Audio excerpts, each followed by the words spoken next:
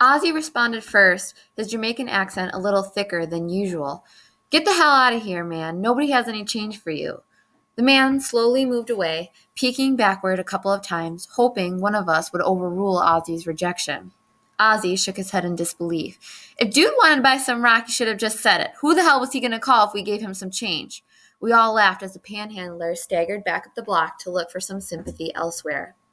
Drugs were not new to the Bronx. Marijuana, cocaine, and heroin all took their turns as the drug of choice. But crack was different.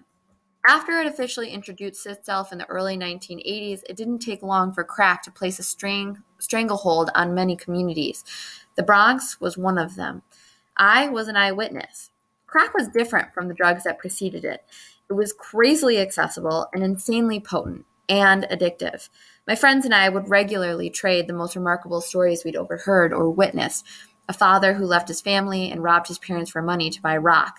A pregnant mother who sold her body to get another hit. Someone's grandmother who blew her monthly Social Security check on crack.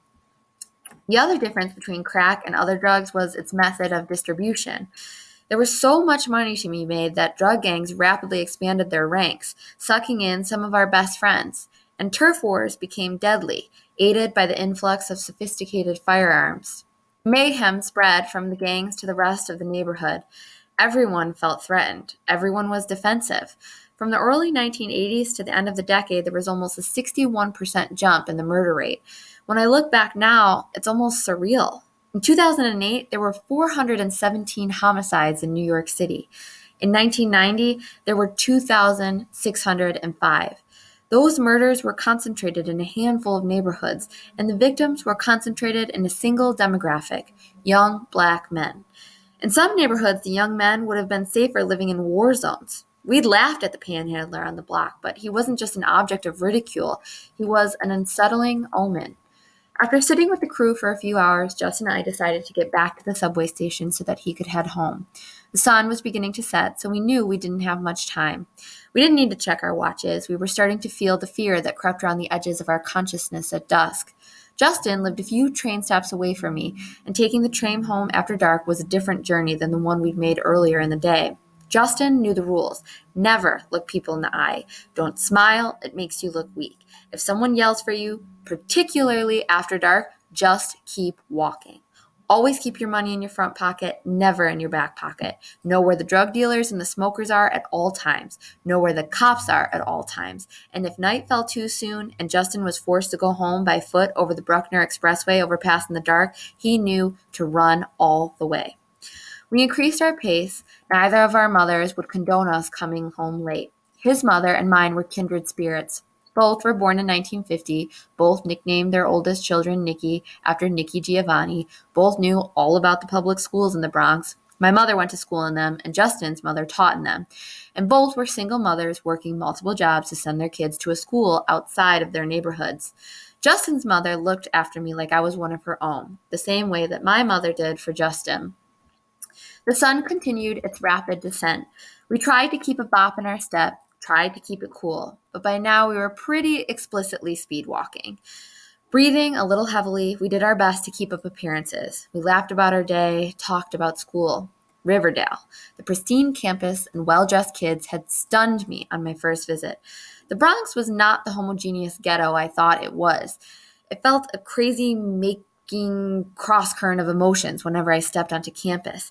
Every time I looked around at the buildings and the trees and the view of the river, I was reminded of the sacrifices my mother was making to keep me there. And every time I looked at my fellow students, I was reminded of how little I fit in. I tried to hide the fact that my family was so much poorer than everybody else's at school. Every week, I sat down to create a schedule for my clothes. I had 3 good shirts and 3 good pairs of pants, and I would rotate their order, mixing and matching so that each day I had on a fresh combination. Later, I even borrowed Nikki's clothes to show some further variation, thinking that nobody would notice the zippers at the bottom of the jeans or the way the hips hugged a little tight. I would just nonchalantly say that I was trying to bring the 70s back. This claim was usually met with polite smiles when I was in the room, but I can only imagine the hysterical laughter and conversations about my cross-dressing when I wasn't around. When the kids would talk about the new video game system that was out or how their family was going to Greece or Spain or France during summer vacation, I would sit silent, hoping they wouldn't ask me about where my family planned on summering. At times, I would try to join in, chiming in about the vacation home my family had in Brooklyn, not realizing how ridiculous I sounded. The vacation home I was speaking about was the parsonage my grandparents had moved into when my grandfather came out of retirement to lead a congregation. Not until I got older did I learn that Flatbush Avenue inspired a lower level of awe than the French Riviera. Whenever I hung out with Riverdale kids, I made sure we went to their homes, not mine. I did not want to have to explain. But in the 6th grade, I broke my own rule. My Uncle Howard was my mother's younger brother. He had recently made a decision with his medical school that becoming a doctor was not in the cards for him, and he moved to the Bronx where he worked as a pharmaceutical salesman. He came up with the idea to invite some kids from the neighborhood to play a game of baseball with the kids from my school in a park near our house. I think he sensed my frustration at living in mutually exclusive worlds and thought a game of baseball would bring together my neighborhood friends and my wealthier Riverdale classmates and broaden the horizons of both. His intentions were good. I jumped at the idea. I invited 10 friends from school to come and play against my friends from the neighborhood. In the first inning, my neighborhood friend Sean, who was playing first base, started trash-talking Randy, a lanky Riverdale kid with a mop haircut, after Randy hit a single. Innocent stuff, until Deshaun finally said one thing too many, and Randy, the pride of super affluent Scarsdale, playfully tipped the front bill of Deshaun's hat, knocking it off of his head. It was as if he were a king and someone had knocked his crown into the dirt. Before we were even 15 minutes in the game, a brawl had broken out. 3 fights and 4 innings later, I conceded that the experiment wasn't working out. The game was called. Everyone retreated to their separate corners, to their separate worlds. Everyone except me, still caught in the middle. I was becoming too rich for the kids from the neighborhood and too poor for the kids at school. I'd forgotten how to act naturally, thinking way too much in each situation and getting tangled in the contradictions between my two worlds. My confidence took a hit. Unlike Justin, whose maturity helped him handle this transition much better than I did, I began to let my grades slip. Disappointed with D's, pleasantly satisfied with C's, and celebratory about a B, I allowed my standards at school to become pathetic.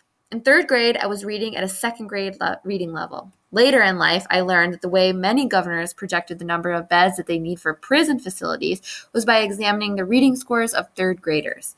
Elected officials deduced that a strong percentage of kids reading below their grade level by 3rd grade would be needing a secure place to stay when they got older. Considering my performance in the classroom thus far, I was well on my way to needing a state-sponsored accommodation. When we finally got to the train station, Justin asked me a question. "Did you study up for the English test for Wednesday?"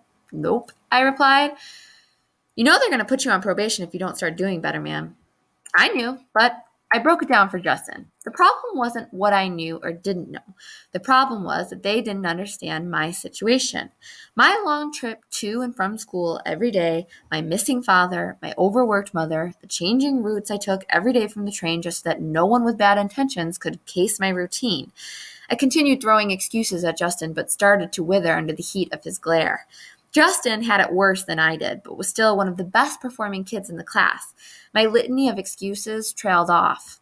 After a moment, I broke the awkward silence by telling him that my mother had begun to threaten me with military school if I didn't get my grades and discipline together. "For real?" he asked and laughed. My mother had even gotten her hands on a brochure that she'd haul out as a visual aid to her threats. But I knew that there was no way my mother would allow her only son to be shipped off to military school. Regardless of the grades, regardless of the suspensions, it was too remote, too permanent. Maybe she'd shift me to a school closer to home, maybe a public or Catholic school, but not military school. My mother couldn't send me away. She needed a man in the house to look after Shani and Nikki, not to mention her, right? She had to be bluffing. Plus, in Caribbean households, boys were often indulged like little princes. Minor infractions were tolerated, and he's just being a boy was an all-purpose excuse for anything short of a felony. And what was military school anyway? A bunch of country field folks yelling and screaming, waving flags and chewing tobacco, forcing confused kids to crawl through mud, preparing them to get killed in a war? My mother wouldn't even let me have a toy gun in the house. It was absurd. "We'll see what happens," Justin said with a smirk. "Yeah, we'll see," I replied. The cloudless evening sky had gone dark. Justin ran up the metal staircase to the train entrance. The streetlights blinking on were a silent siren. Time was up. Justin laced his sneakers and boarded the train, preparing for his run home.